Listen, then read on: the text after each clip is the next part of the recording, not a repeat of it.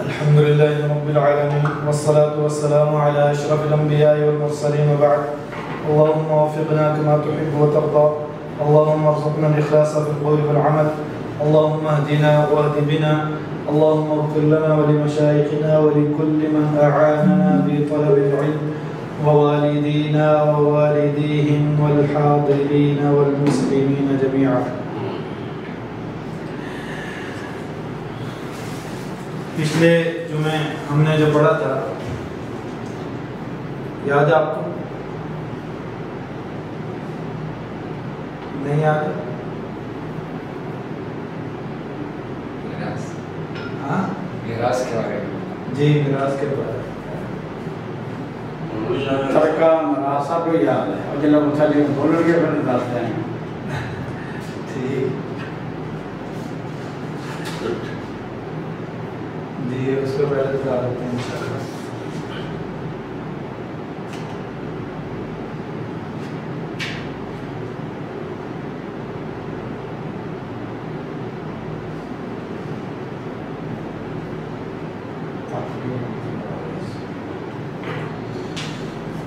تفہیم الفرائض آپ کے پاس بھی ہے، ادھر بھی میں کھول رہا ہوں بات میں.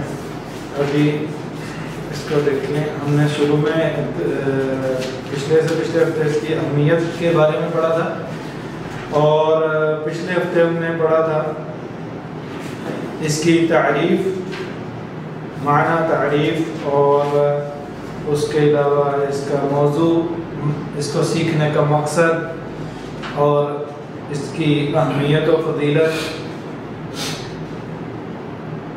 اور اس کے بعد اس کے مصارف میں ہم نے پڑھا تھا، اگر آپ کو یاد ہوگا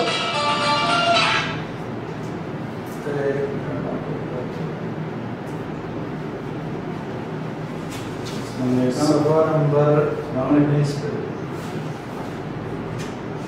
میں نام درسن میں گھنٹے تک میں 4 to 5 منٹ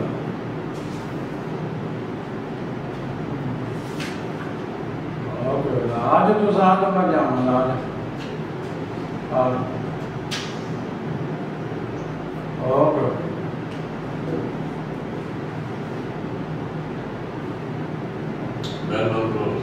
جی یہاں یہ ترکہ کی تعریف،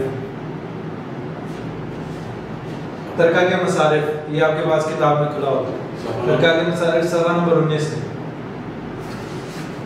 صفحہ نمبر 19 ترکہ کے مصارف. ترکہ کے مصارف میں یہاں پر لکھا سب سے پہلے نمبر پہ تجہیز و تکفین. یہ میں نے اس لیے چلایا تھا کہ مجھے زیادہ لکھنا نہ پڑے، تو یہ آپ کے پاس کتاب ہے اور ادھر بھی کتاب ہی کھلی ہوئی ہے. تجہیز و تکفین، میت کی تجہیز و تکفین کا انتظام میت کے ترکہ سے کیا جائے گا، لیکن لازم نہیں کہ اس کے ترکہ سے ہی کرنا لازم ہے. یہ میں نے پہلے بتایا تھا کہ جیسے بعض دفعہ ادارے بنے ہوتے ہیں وہ کر دیتے ہیں یا رشتہ دار، تو اگر تو ہو جائے تو ٹھیک ہے، لیکن اگر بہتر یہی ہے اس کے اپنے پیسے سے اچھا ہے. نہیں اگر نہ ہو کہیں سے تو ہاں اگر اس کا مال ہے اسی سے اس کا مال ہے اسی سے کرنا بہتر ہے تاکہ کسی پہ بوجھ نہ ہو. تو تجہیز و تکفین، اور تجہیز و تکفین میں لکھا ہے اس میں اوسط درجے کی اشیاء کا استعمال ہو.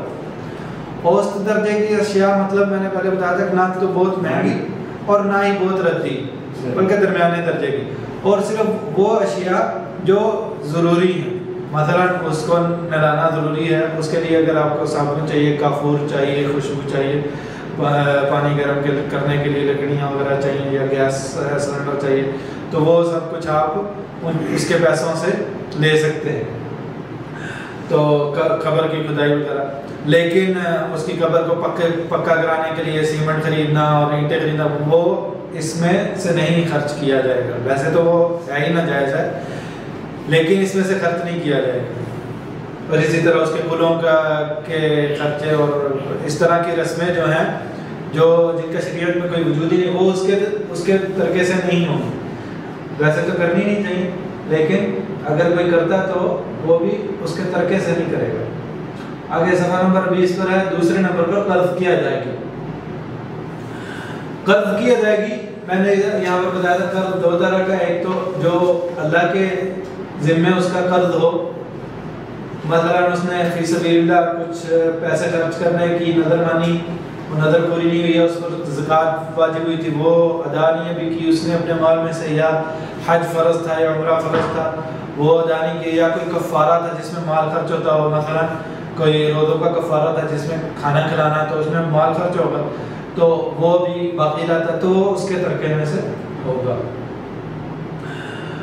یا اس نے کسی سے کوئی قرض وغیرہ لیا ہو، پیسے وغیرہ لیا ہو۔ ایک منٹ ایک سوال جی جی اگر معلوم ہی نہ ہو جی تو میت کے اوپر یہ کچھ ہے، ہاں تو وہ پھر اگر معلوم نہ ہو، اول تو یہ کہ میت کو چاہیے کہ وہ بتا کے جائے یا وصیت میں لکھ کر جائے، لیکن اگر نہ وہ بتا کر جاتا ہے اور نہ ہی کہیں لکھ کر جاتا ہے تو پھر اس کا گناہ میت کے سر پہ ہوگا کیونکہ اس سے ادا نہیں ہوا، صحیح۔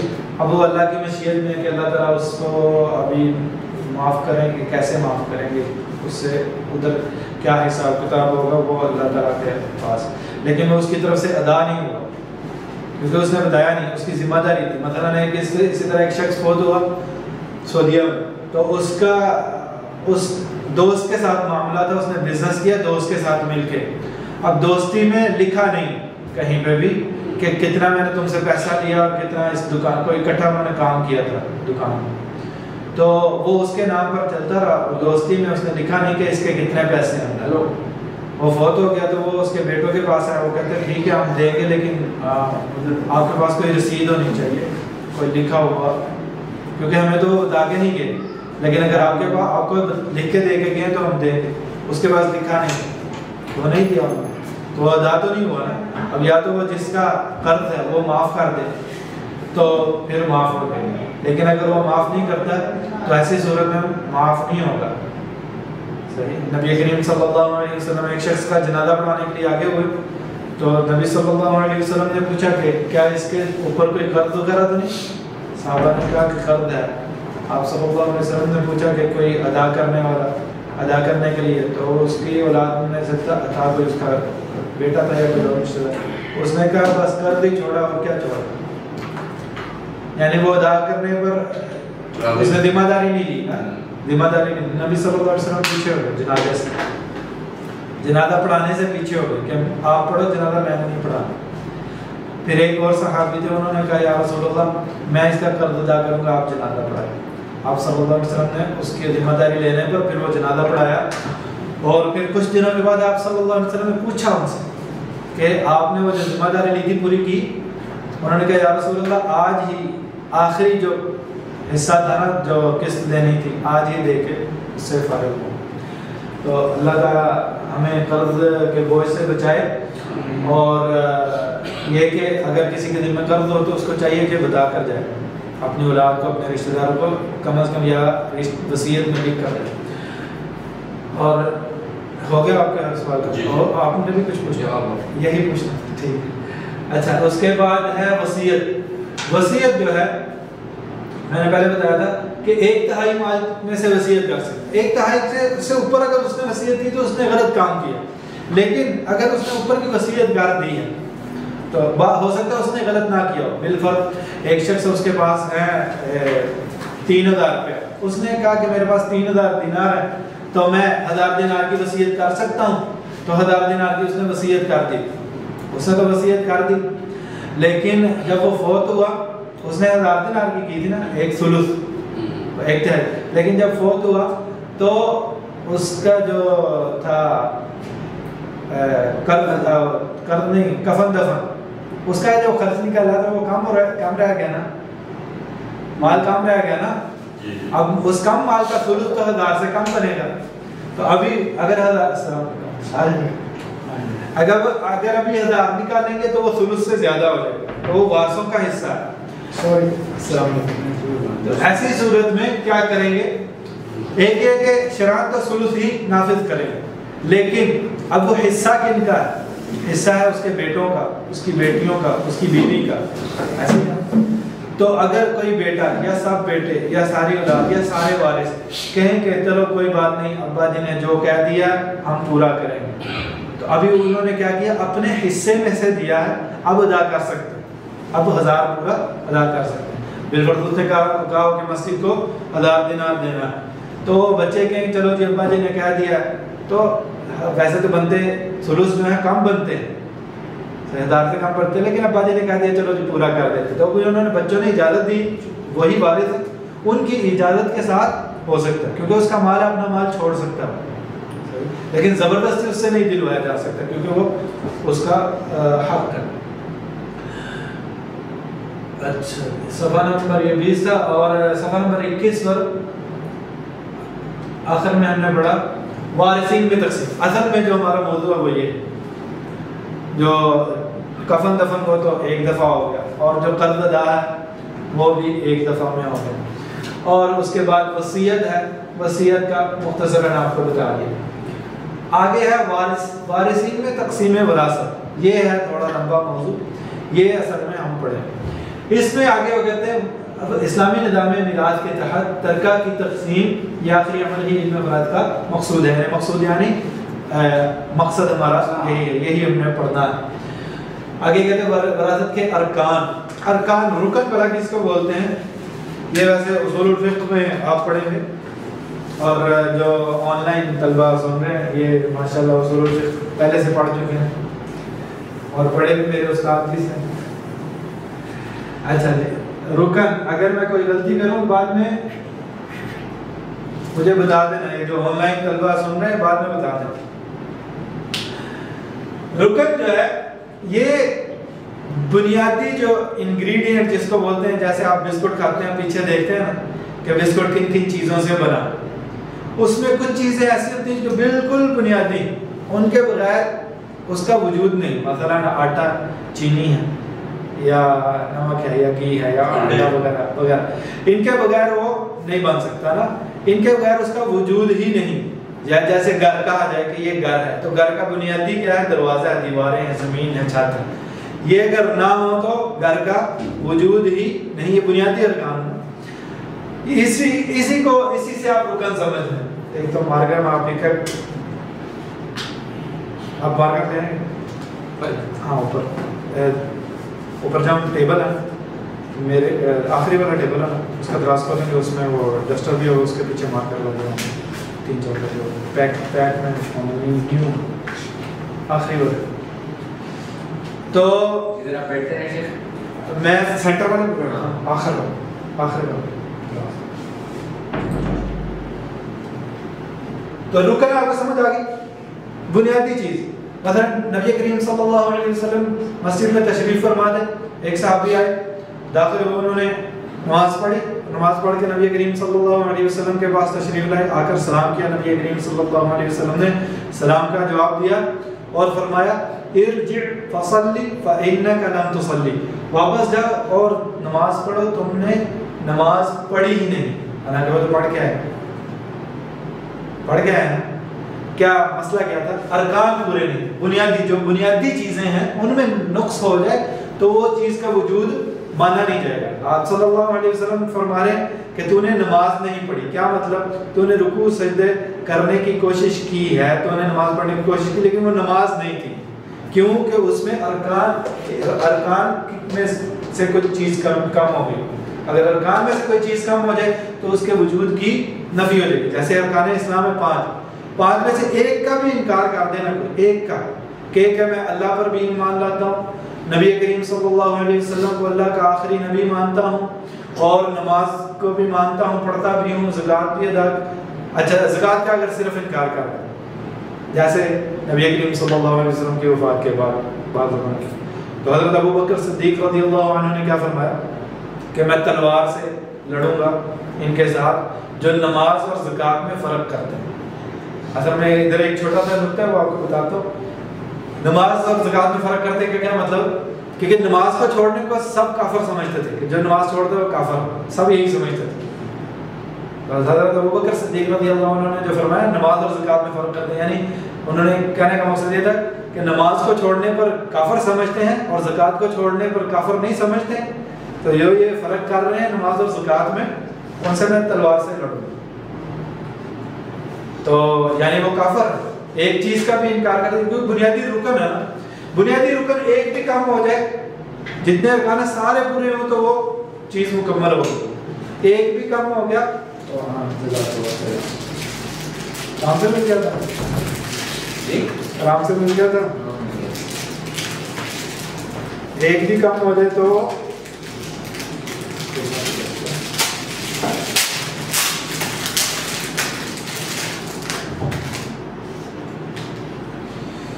اس کا وجود ہی ختم۔ اچھا ادھر ارکان وراثت جو لکھے ہیں رکن، ویسے رکن کی جو اصول الفقہ میں جو اصول الفقہ طلبہ ہم نے تعریف کوئی اور پڑھی ہوگی، لیکن یہاں پر ہم نے سمجھانے کے لیے سمجھا دیا، باقی آپ کی تعریف اپنی یاد رکھنا۔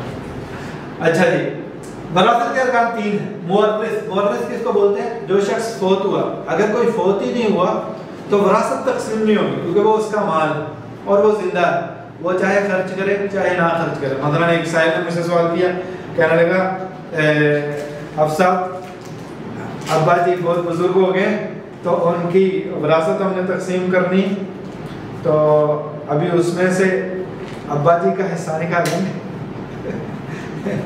میں نے کہا ابا جی کا حصہ سارا ابا جی کا حصہ ہے، سارا ہی ابا جی کا، ابا جی زندہ ہے، سارا ہی ابا جی کا ہے، چاہے وہ آپ کو سارا دے دیں چاہے آدھا دیں، چاہے اپنے لیے آدھا رکھیں، چاہے جتنا وہ دے دیں، یہ ان کی مرضی ہے، وہ زندہ ہے، ان کا مال ہے، ان کو اختیار ہے، ان کو اختیار ہے، وہ چاہے اپنے پاس رکھتے ہیں چاہے نہیں رکھتے، اگر وہ نہیں رکھتے ہیں تو ان کی مرضی ہے، نہیں رکھتے نہ رکھتے۔ تو مورث جب کوئی بندہ فوت ہو، اس کی دلیل کیا؟ اللہ تعالیٰ نے فرمایا ان امرؤ ہلاک، اگر کوئی شخص ہلاکا فوت ہو، ان امرؤ ہلاک، ابھی ہم پڑھیں گے آیتیں بھی، آج ٹائم 4:30 ہو گئے، انشاءاللہ آخر میں آیتیں بھی پڑھیں گے۔ ان امرؤ ہلاک، اگر کوئی شخص فوت ہو تو یہ مسئلہ ہو۔ تو آپ کے علم میں وراثت کے مسائل بھی اللہ تعالیٰ نے تب بیان فرمائے جب بہت سے صحابہ شہید ہوئے تھے اور ان کا مال تقسیم کرنے میں صحابہ کو مشقت تھی کہ کس طرح مال تقسیم ہوگا، کس طرح ان کی عورتیں وغیرہ نکاح کریں گی، تو سورۃ النساء میں ان کی عورتوں کا ذکر کیا کہ کن رشتوں سے نکاح نہیں ہو سکتا، اور مال کا بھی ذکر کیا کہ مال کہاں تقسیم ہوگا۔ مورث فوت ہونے والا، وارث جو مال لینے والا، اگر وارث کوئی مال فوت تو کوئی شخص ہوا ہے اور اس نے مال بھی چھوڑا لیکن لینے والا کوئی نہیں، تو پھر کس کو تقسیم کریں گے؟ وراثت تو تقسیم نہیں ہوگی نا، اگر لینے والے کوئی نہیں وارث تو پھر وراثت تو تقسیم نہیں ہوگی۔ تو وراثت تقسیم کرنے کے 3 بنیادی ارکان پورے ہوں گے تو پھر تقسیم ہوگی۔ تیسرا کیا؟ مال موروث یعنی ترکہ، اگر کوئی شخص فوت ہو اور وارث بھی اس نے چھوڑے لیکن مال کوئی نہیں چھوڑا تو پھر کیا تقسیم کریں گے اور کس میں تقسیم کریں گے؟ تو یہ 3 کیا ہے بنیادی ارکان، ان میں سے ایک بھی کم ہو تو وراثت تقسیم نہیں ہوگی، یعنی کوئی شخص فوت ہی نہیں ہوا تو وراثت کیسے تقسیم ہوگی؟ وراثت ہی نہیں اس کا مال بنا، اور اگر فوت تو ہوا لیکن اس نے وارث نہیں چھوڑے تو پھر بھی وراثت تقسیم نہیں ہوگی، اور وارث تو چھوڑے لیکن مال نہیں چھوڑا تو پھر بھی وراثت تقسیم نہیں ہوگی۔ دوسرے نمبر پر اسباب، اسباب کہتے ہیں سبب یعنی کیوں، جس کو ہم کہتے ہیں کیوں دینا۔ آپ کہیں گے بیٹے کو مال ملے گا، کیوں ملے گا؟ وجہ کیا اس کو دینے کی، کسی بھی وارث کے وراثت لینے کی وجہ کیا ہے؟ تو انہوں نے کہا 3 وجہ ہیں جن کی وجہ سے کوئی شخص میت کے مال کا حقدار بن سکتا ہے۔ 3 وجہ، سبب یعنی وجہ، صحیح، کہ کس وجہ سے بن سکتا ہے۔ ایک تو یہ کہ سب سے پہلے انہوں نے لکھا نکاح، نکاح کی وجہ سے۔ اب بیوی بعض دفعہ رشتہ دار نہیں ہوتی، مثلا نسبی طور پر کزن وغیرہ نہیں ہے، اجنبی خاندان سے، تو اس میں آپ سبب کیا ہوا کہ وہ آپ کی وراثت کی حقدار بن رہی ہے کہ نکاح ہوا، نکاح کی وجہ سے، اور نکاح کے بعد چاہے رخصتی ہوئی یا نہیں ہوئی، صرف نکاح اس کو وراثت کا حقدار بناتا ہے۔ دوسرے نمبر پہ نسب، نسب کہتے ہیں رشتہ داری کو۔ رشتہ داری ہے اب 3 قسم کی، نیچے لکھی کہ نہیں، آگے جا کے ہو سکتا ہے لکھی ہو، ادھر ہم لکھ لیتے ہیں۔ نسب جو ہے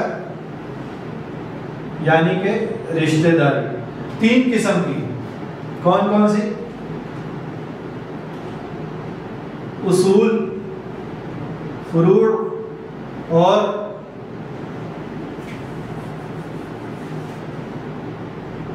حواشی. ابھی ان کو سمجھ ہے. اصول کس کو کہتے ہیں؟ اصل کی جمع. اصل یعنی اصل بولتے ہیں جڑ کو، جہاں سے وہ میت آیا، مثلا ماں باپ، باپ دادا پردادا، یہ اصول ہے. صحیح؟ ماں باپ دادا اور دادی نانی، نانا ان میں شامل نہیں ہے، اصول میں ہی. اب کہیں گے اصول میت کے دنیا میں آنے کا سبب کون ہے؟ نانا نانی بھی تو، نانا بھی تو ہے، لیکن نانا جو ہے وہ وارث نہیں بنتا، نانا وارث نہیں بنتا، تو اس لیے اس کو ہم نے اصول میں نہیں لکھا. فروع میں کون کون سے ہیں؟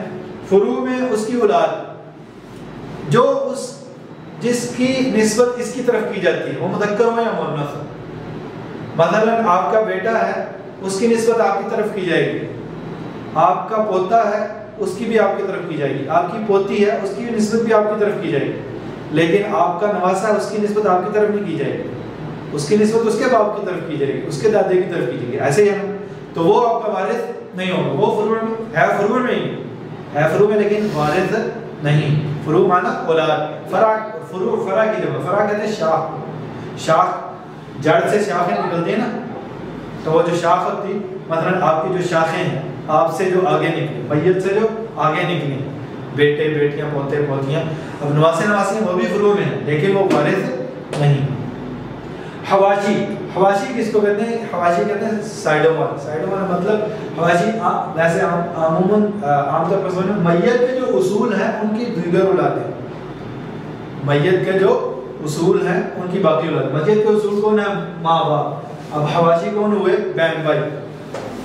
اصول کی اولادیں ہیں نا، ماں باپ کی اولاد. میت کے اصول کون ہے؟ دادا دادی. اس کے حواشی کون سے ہوئے؟ چچا. صحیح. پھپھو بھی حواشی میں سے، لیکن پھپھو وارث نہیں. تو یہ تین قسم کے نسب رشتہ دار وارث بنتے ہیں: اصول، فروع اور حواشی. اصول مطلب باپ دادا اور دادا اور ماں دادی وغیرہ، نانی. فروع مطلب اولاد، اولاد جن کا نسب میت کی طرف کیا جاتا ہے، نسبت جن کی میت کی طرف کی. حواشی مطلب اس کے وہ رشتہ دار جو اس کے اصول کی اولاد ہیں، مثلا بہن بھائی اور بہن بھائیوں کے بچے بھی، بہن بھائی اور بہن بھائیوں کے بچے بھی، اور اسی طرح چچا اور چچاؤں کی اولادیں بھی، لیکن چچاؤں کی صرف مذکر اولاد. اور میں نے ادھر کہہ دیا بہن بھائیوں کے بچے، بہنوں کے بچے نہیں، صرف بھائیوں کے، اور بھائیوں کی بھی بیٹیاں نہیں، صرف بیٹے. حواشی کی صرف مذکر اولادیں وارث ہوتی ہیں. حواشی خود وارث ہوتے ہیں. حواشی جی نہیں، اولادوں میں عورتیں نہیں، صرف حواشی میں صرف بہنیں جو ہیں، حواشی میں عورتیں صرف بہنیں، اور کوئی حواشی میں مؤنث نہیں ہے. نہ پھوپھیاں ہیں، نہ چچاؤں کی بیٹیاں ہیں، نہ بھائیوں کی بیٹیاں ہیں، نہ بہنوں کی بیٹیاں، صرف بہن. حواشی میں مؤنث جو ہیں صرف اور صرف بہنیں ہیں، اور کوئی مؤنث نہیں ہے، باقی سب مذکر. بھائی ہیں، باپ کی طرف سے بھائی، حقیقی بھائی، پدری بھائی وغیرہ، وہ آگے جا کے ہم سیکھیں کون کون سے. فروع میں مذکر مؤنث سب جن کی نسبت میت کی طرف کی جاتی ہے، سب کے سب شامل ہیں. اصول میں ماں باپ، دادا دادی اور نانی، اور آگے جا کے میں بتاؤں گا نانی اور دادی دونوں کو کیا بولتے ہیں؟ جدہ بولتے ہیں عربی میں، جدہ. آپ تو ماشاءاللہ عرب ہیں، تو جدہ جد بولتے ہیں دادا کو، مذکر کو جد. اچھا، دادی کو جد، دادی نانی دونوں، دادی اور دادی کو بھی جدہ بولتے ہیں، نانی کو بھی جدہ ہی بولتے ہیں. تو اس میں کون سی جدہ وارث ہوتی ہے، کون سی، وہ آگے جدہ کے سبق میں ہم جا کے پڑھیں گے. ابھی یہ اصول، فروع، حواشی ہے. ہم کیا پڑھ رہے تھے؟ اسباب، یعنی وجہ کیا ہے. دوسری وجہ ہم نے کیا پڑھی؟ رشتہ داری. رشتہ داری کی وجہ سے وہ وارث بن سکتے ہیں. تیسری وجہ وہ جو ہے اس پہ ہم زیادہ نہیں توجہ دیں گے اور نہ ہی اس پر زیادہ بحث کریں گے. اس کی وجہ کیا ہے کہ وہ ہمارے زمانے میں اور ہمارے علاقے میں موجود نہیں. ماضی میں موجود تھا اور فقہاء نے اپنی کتابوں میں لکھا بھی، اور اگر آئندہ مستقبل میں کبھی موجود ہوگا تو تب کے علماء اور طلباء پڑھیں گے اور اس سے استفادہ کریں گے. تو جی تیسرے نمبر پہ ولا. ولا کس کو بولتے ہیں؟ اگر کوئی شخص غلام ہو اور اس کو کوئی دوسرا شخص، اس کا مالک یا کوئی اور شخص آزاد کر دے. مالک تو خود آزاد کر سکتا ہے، کسی اور نے آزاد کرنا ہو تو ایسا کرتا ہے مالک سے طے کر دیتا ہے اتنے پیسے لو اور اس کو آزاد کر دو. تو اس طرح کوئی شخص اس کو آزادی دلا دے تو یہ ایک بہت بڑی نعمت ہے، غلامی سے آزادی. تو یہ جو جس نے اس کو یہ نعمت دلائی ہے نا، تو اس کو اللہ تعالیٰ نے ایک حق دیا ہے کہ اگر اس کا کوئی وارث نہ ہو، اس کا وارث کوئی نہ ہو، تو پھر اس کی ولا جو ہے جو اس کو آزاد کرنے والا ہے یا آزاد کرنے والی ہے وہ اس کی وارث ہوگا. جس کو آزاد کی ہے، جس کو آزاد کیا لیکن اس کی جائیداد، اس کی جائیداد میں، لیکن الٹا نہیں ہوگا. ایک منٹ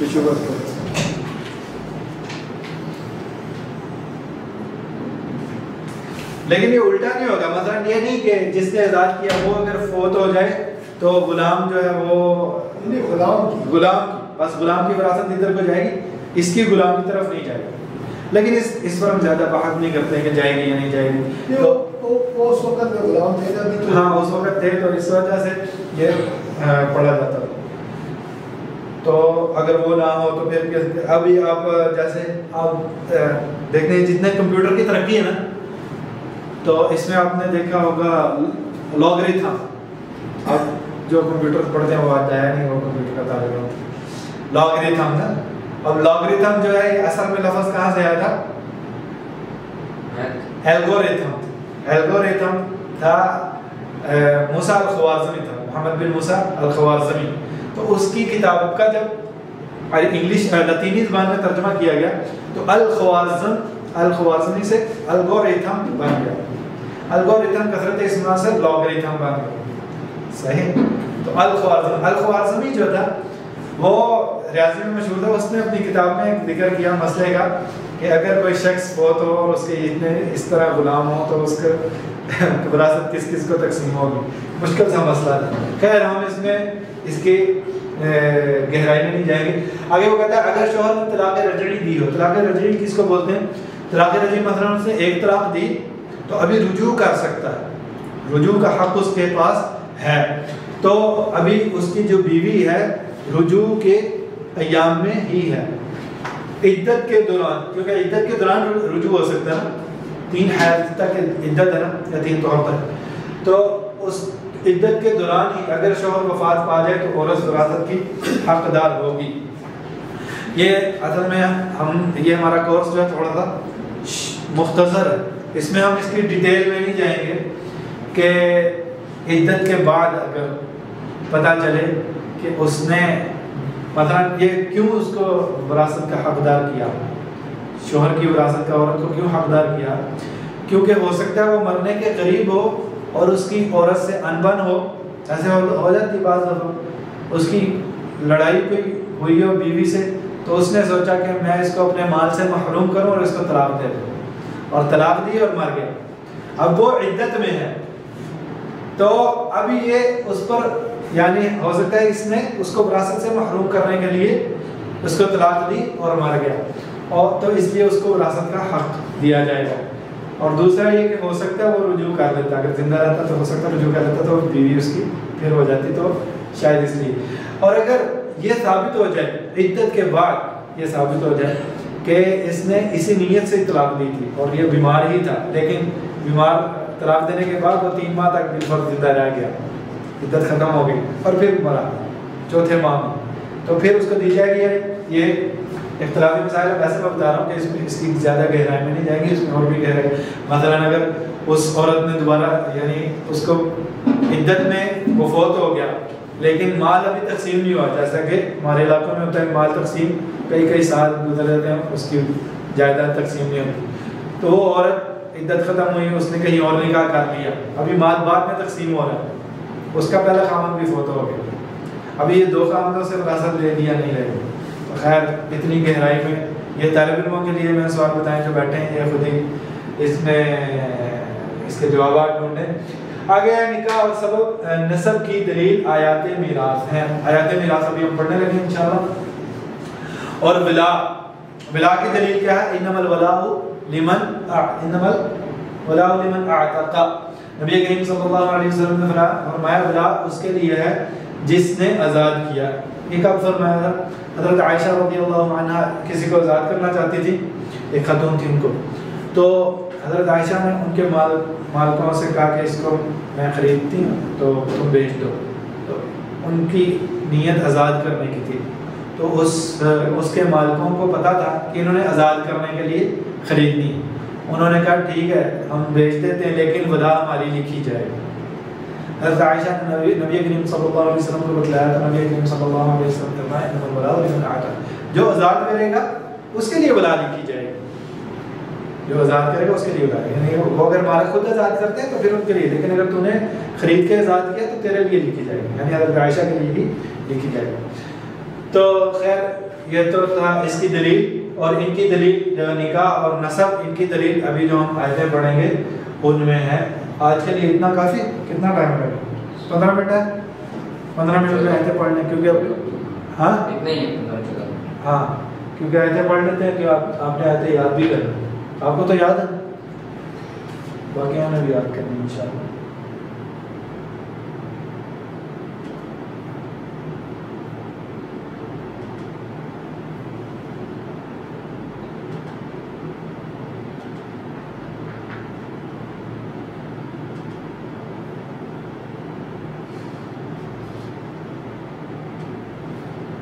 تو فیمل فرائض ہم پڑھ رہے ہیں اور یہ ہے اس کی سورۃ النساء کی آیت نمبر 11 ہے. واضح نظر آ رہی؟ ویسے آپ کے پاس شاید لکھی بھی ہو، اس کے اندر کتاب میں لکھی ہوگی لیکن مجھے صفحہ نمبر نہیں پتا. تو یوصیکم اللہ آیت نمبر 11 ہے. یہ اس کا ترجمہ لکھا ہوا یوصیکم اللہ، اللہ تمہیں تاکیدی حکم دیتے ہیں، وصیت کرتے ہیں یعنی تاکیدی حکم دیتے ہیں. فی اولادکم، تمہاری اولاد کے بارے میں. للذکر مثل حظ الانثیین، اس کو جملہ ترجمے کے ساتھ یاد کرنا ہے کیونکہ یہ ہم اسی طرح پڑھیں گے اور اسی ترتیب سے پڑھیں گے اور اسی پر ہم تطبیق کریں گے انشاءاللہ. للذکر، یہ طالب علموں سے بھی کہ یہ اس آیت کو اچھی طرح یاد کریں. للذکر مثل حظ الانثیین، مرد کے لیے دو عورتوں کے حصے کے برابر ہے. کون سے مرد؟ جو اولاد میں مرد ہیں، بیٹے ہوں یا پوتے ہوں، تو ان کے درجے کی جو دو عورتوں کو جتنا حصہ ملا ہے ان کو اتنا حصہ ملے گا، یعنی دو عورتوں کا جتنا برتن. فَإِن كُنَّ نِسَاءً فَوْقَ اثْنَتَيْنِ، یعنی اگر مذکر نہ ہوں، صرف عورتیں ہی ہوں، پھر اگر وہ دو سے زیادہ عورتیں ہی ہوں، یعنی مذکر نہ ہوں صرف عورتیں ہی ہوں، دو یا دو سے زیادہ صرف عورتیں ہی ہوں، تو ان کے لیے اس کا 2/3 ہے. فَلَهُنَّ ثُلُثَ مَا تَرَكَ، تو ان کے لیے ما تَرَكَ، جو چھوڑا اس نے یعنی میت نے، اس میں سے ثلثا 2/3. 2/3 کتنا ہوتا ہے؟ 2/3 ہوتا ہے کسی کوئی پوری چیز ہو نا، اس کو 3 حصوں میں تقسیم کرے، 3 برابر حصوں میں تقسیم کر دے، تو اس میں سے جو 2 حصے ہیں اس کو ہم کہتے ہیں 2/3. کسی چیز کو برابر 3 حصوں میں تقسیم کریں تو اس میں سے جو 2 حصے ہیں اس کو ہم کہتے ہیں 2/3. 2/3 کو لکھا کیسے جاتا ہے؟ 2/3، یعنی 3 میں سے اگر 3 حصے ہوں کسی چیز کے تو اس میں سے 2 حصے 2/3. اور پرسنٹیج میں کتنا آتا ہے؟ یہ 66.67%. 100 میں سے کتنے ہوتے ہیں؟ 66.67% جو ہے یہ 2/3 ہوتے ہیں. اور یعنی 1/3 کتنا ہوتا ہے؟ 33.33%، تو اس کا ڈبل کتنا؟ 66.67%. اور اس کے علاوہ بس اس کو عربی میں کیا بولتے ہیں؟ ثلثان. اور اس کے علاوہ مزید کچھ ہے وہ میں نے آپ کے لیے اتنا کافی میرا خیال سمجھ آ گئی، باقی طالب علموں کو پتہ ہے اس کے علاوہ کیا کیا ہے. اچھا جی، یہ تو ہو گیا 2/3۔ اللہ تعالیٰ نے فرمایا اگر عورتیں یعنی بیٹیاں، اگر کوئی شخص فوت ہوا اس کی صرف بیٹیاں ہیں، بیٹے نہیں ہیں اور پوتے بھی نہیں ہیں، یعنی اولاد میں مذکر ہے ہی نہیں یا بیٹے نہیں ہیں، صرف بیٹیاں ہیں، پوتے ہیں، تو بیٹیوں کو کتنا ملے گا؟ 2/3۔ کتنا ملے گا؟ 2/3 جو اس نے چھوڑا۔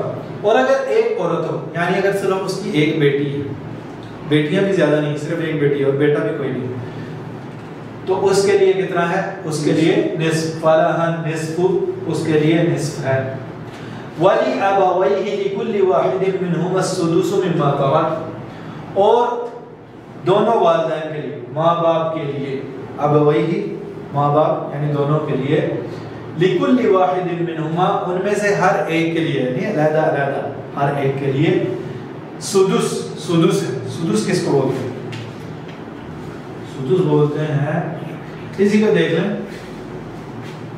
کہ اگر کوئی چیز کو 6 برابر حصوں میں تقسیم کیا، 6 برابر حصوں میں تقسیم کر دیا جائے، تو اس میں سے ایک حصہ جو ہے یہ کیا ہے؟ سدس۔ لکھا کیسے جائے گا؟ 1/6، یعنی 6 میں سے ایک حصہ۔ صحیح؟ پرسنٹیج میں کتنا آتا ہے؟ 16.67%۔ 16.67%۔ عربی میں اس کو بولتے ہیں سدس، اردو میں بھی سدس ہی بولتے ہیں، یہ چھٹا حصہ بولتے ہیں اردو میں، چھٹا حصہ۔ تو یہ تو تھا چھٹا حصہ۔ تو ہر ایک کے لیے چھٹا حصہ ہے جو اس نے چھوڑا، اگر اس کی کوئی اولاد ہو۔ اگر میت کی اولاد ہے تو پھر والدین کو چھٹا چھٹا حصہ ملے گا، اگر اولاد نہ ہو پھر کتنا ملے گا وہ بھی اللہ تعالیٰ نے بتلا دیا۔ تو اس کی فضیلت میں نے بتایا تھا کہ یہ ایسا مسئلہ ہے کہ جس کی تفصیل اللہ تعالیٰ نے ذکر کی، حالانکہ نماز کی بھی تفصیل اللہ تعالیٰ نے ذکر نہیں کی، زکوٰۃ کی بھی تفصیل ذکر نہیں کی، صرف یہ بتایا کہ نماز قائم کرو، زکوٰۃ ادا کرو، لیکن تفصیل نبی کریم صلی اللہ علیہ وسلم، یہاں تفصیل اللہ تعالیٰ نے خود بیان فرمائی۔ تو اللہ تعالیٰ نے فرمایا پھر اگر اس کی کوئی اولاد نہ ہو، میت فوت ہوئی لیکن اس کی اولاد کوئی نہیں، نہ بیٹے نہ بیٹیاں نہ پوتے نہ پوتیاں، نہ قریب کی نہ دور کی، پوتے پوتے یہ بھی اولاد بھی شمار ہے لیکن دور کی نہ، اس کی کوئی اولاد نہ ہو تو اس کے وارث ماں باپ ہی ہوں گے، وَوَارِثَهُ أَبَوَاهُ، تو فَإِن لَّمْ يَكُن لَّهُ وَلَدٌ، پھر اگر اس کی کوئی اولاد نہ ہو، وَوَارِثَهُ أَبَوَاهُ، تو اس کے وارث اس کے ماں باپ ہوں گے، ابواہ تسمیہ کا صیغہ ہے، ماں باپ دونوں، فَلِأُمِّهِ الثُّلُثُ، تو وارث ماں باپ ہوں گے لیکن ان میں سے ماں کو ثلث دیا جائے گا، آدھا آدھا نہیں، آدھے آدھے کے وارث نہیں ہوں گے۔ ثلث مطلب اس کی اولاد کوئی بھی نہیں، ماں اور باپ دونوں ہیں، اولاد اس کی کوئی نہیں، تو اس کی وراثت کے 3 حصے کیے جائیں گے، برابر 3 حصے کیے جائیں گے۔ ایک حصہ یہ برابر نہیں ہے تقریباً، یعنی آپ سمجھے کہ برابر ہے، ڈرائنگ تھوڑی سی کمزور ہے۔ ایک حصہ کس کو؟ ثلث، یہ ماں کو دیے جائیں گے، باقی سارا کتنا بچا تھا؟ ثلثان، 6% یا 6-6%، 6-7%، ثلثان بچانا، یہ باپ کو چلا، یعنی باپ کو ڈبل جائے گا، ڈبل نہیں، باپ نے اصل میں لینا جو باقی بچا، کیونکہ ادھر ثلث تو ماں نے لے لیا لیکن ہو سکتا ہے اس کی بیوی بھی ہو، صحیح، تو بیوی کو دینا، ماں کو ثلث دینا، ماں کا اللہ تعالیٰ نے فکس بتا دیا کہ ماں کو ثلث ملنا ہے، ماں کو ثلث دے دے، پکا اللہ تعالیٰ نے بتا دیا، اس لیے اس کو کہتے ہیں فرضی حصہ، اس کو فرائض بول، کیونکہ فرضی مطلب اللہ تعالیٰ نے مقرر کیا ہے، ماں کا اللہ تعالیٰ نے مقرر کر دیا، ماں کا مقرر نہیں کیا۔ اگر کوئی اور وارث نہیں نہ ہوتا جس کو فرضی ملنا ہے، کوئی اور وارث، ابھی صرف اولاد تو ہے نہیں، ابھی صرف خاوند یا بیوی رہ گئے، اگر خاوند یا بیوی نہیں ہے تو ماں کو باقی سارا ملے گا، باپ کو باقی سارا ملے گا اگر خاوند یا بیوی، لیکن اگر خاوند یا بیوی ہوں تو پھر ان کا بھی اللہ تعالیٰ نے مقرر کیا، پکا مقرر کیا کہ اتنا ہی ملنا، اس سے زیادہ، تو ان کو ان کا مقرر حصہ دے کے باقی جتنا بھی بچے گا وہ باپ کا ہو۔ تو اللہ تعالیٰ نے ماں کا مقرر کر دیا، اللہ تعالیٰ نے کہا ماں باپ ہی ہوں تو اس کی ماں کے لیے تیسرا حصہ ہے، پھر اگر اس کے ایک سے زیادہ بہن بھائی ہوں تو اس کی ماں کے لیے چھٹا حصہ ہے۔ اچھا، اللہ تعالیٰ نے فرمایا کہ ماں کو تیسرا حصہ دینا تھا، لیکن اگر بہن بھائی ایک سے زیادہ ہوں، ایک ہو نا، ایک بہن یا ایک بھائی، تو پھر ماں کو کوئی فرق نہیں پڑتا، ماں ثلث ہی لے گی، ماں ثلث سے کم نہیں لے گی۔ لیکن اگر ثلث سے کم لے سکتی، لیکن وہ مسئلہ خاص ہے، وہ آگے جا کر یعنی ثلث ہی لے گی اس میں۔ لیکن اگر بہن بھائی آگے ایک سے زیادہ، تو اب بہن بھائیوں کو ہو سکتا ہے ملے، ہو سکتا ہے نہ ملے، کیونکہ اگر باپ ہو نا، باپ موجود ہو میت کا، تو بہن بھائیوں میں سے کسی کو کچھ بھی نہیں ملتا۔ تو یہاں پر آپ یہ دیکھیں، سب سے پہلے اللہ تعالیٰ نے ذکر کن کا کیا؟ اولاد کا، اور اس کے بعد کس کا ذکر کیا؟ ماں باپ کا۔ اگر اولاد ہو نا تو جتنے بھی وارث ہیں ان میں سے ان کے حصے ہم آگے جا کے پڑھیں گے کہ ان کو سب سے کم حصہ کتنا ملتا ہے۔ بعض وارث ایسے ہیں جیسے بہن بھائی ہیں، ان کا سب سے کم حصہ ہوتا ہے کہ ان کو کچھ نہیں ملتا۔ تو ہم اسی ترتیب سے پڑھیں گے جیسے اللہ تعالیٰ نے ذکر کیا کہ سب سے پہلے آپ دیکھیں گے کہ جو فوت ہوا اس کی اولاد ہے۔ اگر اولاد میں سے اللہ تعالیٰ نے اولاد میں سے سب سے پہلے کس کا ذکر کیا؟ للذکر، مذکر۔ اگر اولاد میں مذکر ہو تو پھر جتنے بھی رشتہ دار ہیں نا ان کا سب سے کم والا حصہ ان کو دیں گے۔ اگر اولاد میں مذکر ہو، مثلا باپ کا سب سے کم والا حصہ چھٹا حصہ ہے، چھٹا حصہ دیں گے۔ ماں کا سب سے کم والا حصہ چھٹا حصہ ڈکلائن میں، تو اس کو چھٹا حصہ دیں گے۔ بہن بھائیوں کا سب سے کم والا حصہ کیا ہوتا ہے؟ کچھ بھی نہیں ملتا، ان کو کچھ بھی نہیں دیں گے۔ چچاؤں کا سب سے کم والا حصہ کیا ہوتا ہے؟ کچھ بھی نہیں ملتا، ان کو کچھ بھی نہیں دیں گے۔ خاوند بیوی کا سب سے کم والا حصہ کیا ہوتا ہے؟ خاوند کا سب سے کم والا حصہ ہوتا ہے چوتھا حصہ، 1/4 25%، اس کو وہ دیں گے اگر مذکر آ جائے۔ اگر مذکر نہیں آیا تو اس کے بعد اللہ تعالیٰ نے مؤنث کا ذکر کیا اولاد میں سے۔ پھر ہم دیکھیں گے اولاد میں بیٹیاں ہیں، اگر بیٹیاں ہوں گی تو پھر مسئلہ تھوڑا سا مختلف ہو جائے گا کہ اب ماں کو تو کم والا حصہ ملے گا، باپ کو کا کچھ اور حصہ ہوگا۔ اور اگر باپ بھی موجود نہیں پھر آگے ماں باپ کا ذکر، اگر باپ بھی موجود نہیں پھر بہن بھائیوں کی طرف جائے گا۔ اب باپ اگر موجود ہو تو بہن بھائی بھی جمع میں آ جائیں۔ اللہ تعالیٰ نے کہا اگر اس کے بہن بھائی ایک سے زائد ہوں، ایک سے زائد بہن بھائی ہوں اور باپ بھی موجود، تو بہن بھائیوں کو کچھ ملنا نہیں، لیکن چاہے کچھ نہ ملے وہ ماں کو ثلث نہیں دیں گے، کیونکہ اللہ تعالیٰ نے فرما دیا کہ اگر بہن بھائی جمع میں ہو تو ماں کو سدس دیں، تو اب ماں کو سدس ملے گا، چاہے بہن بھائیوں کو کچھ نہیں مل رہا ہے، لیکن ہے تو صحیح نا، ابھی موجود ہیں تو اس لیے ماں کو سدس دیں گے، اور باقی جن کا فردی حصہ اللہ تعالیٰ نے مقرر کیا ان کو دینے کے بعد باقی کس کو ملے گا؟ باپ کو، کیونکہ اولاد کا تو پہلے آ گیا نا کہ اولاد نہیں ہے۔ اچھا جی، آگے اللہ تعالیٰ نے فرمایا اس وصیت کے بعد جو وہ کر جائے یا قرض کے بعد، اللہ تعالیٰ نے، میں نے آپ کو جب پڑھایا تھا تب میں نے آپ کو بتایا تھا اللہ تعالیٰ نے وصیت کا، اللہ تعالیٰ نے فرمایا من بعد وصیت یوصی بہا، اس وصیت کے بعد یوصی بہا جو وہ وصیت کر جائے، او دین یا قرض، قرض کو بعد میں ذکر کیا اور وصیت کو پہلے ذکر کیا، جبکہ ہم نے وہ جو 4 پڑھے تھے ان کو یاد رکھنے کا ایک طریقہ تدوم، طلباء کو یاد ہوگا یہ لفظ تدوم، یہ کلمہ یاد کریں، تا سے مراد تجہیز و تکفین، دال سے مراد دین یعنی قرض، واو سے مراد وصیت اور میم سے مراد میراث۔ اسی ترتیب سے ہم نے کہا، تو اس میں ہم نے دیکھا دین یعنی قرض وصیت سے پہلے ادا کیا جاتا ہے، کیوں؟ حالانکہ اللہ تعالیٰ نے وصیت کو قرض سے پہلے ذکر کیا قرآن میں، ادھر دین کو قرضے کو پہلے وصیت سے کیوں ادا کیا جاتا ہے؟ کیونکہ نبی کریم صلی اللہ علیہ وسلم نے قرضے کو وصیت سے پہلے ادا کیا، اس لیے قرضے کو وصیت سے پہلے ادا کرنا۔ تو پھر اس کی کیا توجیہ ہے کہ اللہ تعالیٰ نے ذکر پہلے کیوں کیا؟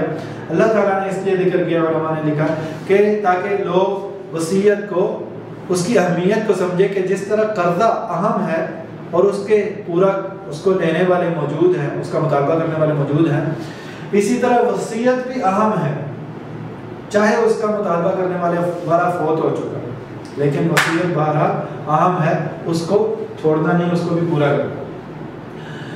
تمہارے ماں باپ اور تمہارے بیٹے، اللہ تعالیٰ نے فرمایا آباؤکم و ابناؤکم، تمہارے بیٹے اور تمہارے ماں باپ اور تمہارے بیٹے، لا تدرون ایہم اقرب لکم نفعا،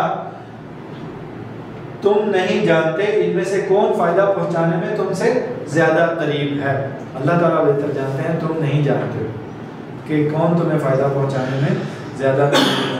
تو اللہ تعالیٰ نے یہ کیوں فرمایا کہ تم نہیں جانتے؟ کیونکہ اگر بندے اپنے سوچ سے تقسیم کریں تو ہو سکتا ہے تقسیم کسی اور طرح کی کرتے ہیں، ہو سکتا ہے ہر ایک کی سوچ مختلف، تو اس میں پھر لڑائی پڑی گئی۔ اللہ تعالیٰ نے فرمایا کہ اللہ تعالیٰ کی تقسیم جو ہے بالکل منصفانہ، کیونکہ اللہ تعالیٰ کے پاس جو علم ہے تمہارے پاس وہ علم نہیں ہے، تو تم نہیں جانتے کہ تم فائدہ پہنچانے میں تم سے زیادہ قریب کون ہے۔ یہ اللہ کی طرف سے مقرر شدہ حصے ہیں، فریضۃ من اللہ، اللہ کی طرف سے مقرر کردہ حصے ہیں، یہ اسی وجہ سے، اور اللہ تعالیٰ نے جو فرمایا نصیب مفروضہ، مقرر حصہ ہے، تو اس وجہ سے اس کو فرائض بولتے ہیں کہ اللہ تعالیٰ نے اس میں حصے مقرر کیے ہوئے ہیں، اللہ کی طرف سے مقرر شدہ حصے ہیں۔ ان اللہ کان علیما حکیما، بے شک اللہ تعالیٰ سب کچھ جاننے والا، کمال حکمت والا ہے۔ ٹائم ہے اب یہ آیت پڑھ لیں، 5 ہو گئے جی، آج کے لیے اتنا ہی، اور یہ آیت آپ نے ترجمے کے ساتھ اچھی طرح یاد کر کے آنی، اور اس کے علاوہ جو ہم نے پڑھا کیا پڑھا، زبانی یاد کرنی ہے، ہاں زبانی یاد سننی ہے، ہاں جی سننی ہے، اور یہ جو آن لائن پڑھ رہے ہیں ادھر مقرر کریں گے وہ سن کے بڈو کو ماں پر سننا، ہاں جی بڈو کو ماں پر، وہ زبانی یاد کدھر ہو گیا، ترجمہ یاد کر نہ ترجمہ تو یہ یاد، بزرگوں کے لیے خاص ہے، آیت پڑھنی آپ نے ترجمہ یاد کرنا، انشاءاللہ ترجمہ تو اردو میں ہے، اور یاد، آپ ترجمہ یاد کرنا، لیکن آیت آپ نے پڑھنی ضروری، کیونکہ آیت یہ یاد رکھنا ہے قرآن پاک کو آپ کے سورۃ نساء کی آیت نمبر 11 سورۃ نساء کی آیت نمبر 11 آپ کے پاس لکھا ہوا، آپ نے گھر کے بچوں میں پڑھنی ہے۔ پاکستان میں قرآن پاک کو بغیر عربی عبارت کے چھاپنا، صرف ترجمہ چھاپ دیں، یہ منع ہے قانون میں، پاکستان منع ہے۔ کیوں منع ہے؟ کیونکہ اس طرح بائبل چھاپی جاتی ہے، بائبل انگلش میں صرف انگلش میں ہی، عبرانی میں عبرانی میں ہی ہے، اردو میں تو اردو میں، انہوں نے کہا نہیں قرآن اصل میں عربی میں ہے، قرآن عربی میں، ترجمہ اس کا مفہوم ہوتا ہے، ایگزیکٹ نہیں ہوتا، اللہ کا کلام جو ہے وہ یہ اللہ کا کلام، یہ اللہ تعالیٰ کے کلام کا مفہوم ہے جو ہم نے اپنی لغت میں سمجھنے سمجھانے کے لیے کیا ہے۔ تو آپ نے ترجمہ یاد کر لینا، لیکن آیت ضرور پڑھنی، اور جب طالب علم ہیں جیسے کہ آپ ہیں اور آپ نے ترجمہ بھی یاد کرنا ہے، جو پکی یاد ہونی چاحیے، یہ آپ کو پتہ، مجھے پتہ ہے حافظوں کے لیے یہ مشابہ کہ ادھر یو سی آنا کہ دوسرا، تو یہ رٹا لگا لینا، ٹھیک ہے۔ بارک اللہ فیکم و جزاکم اللہ خیرا۔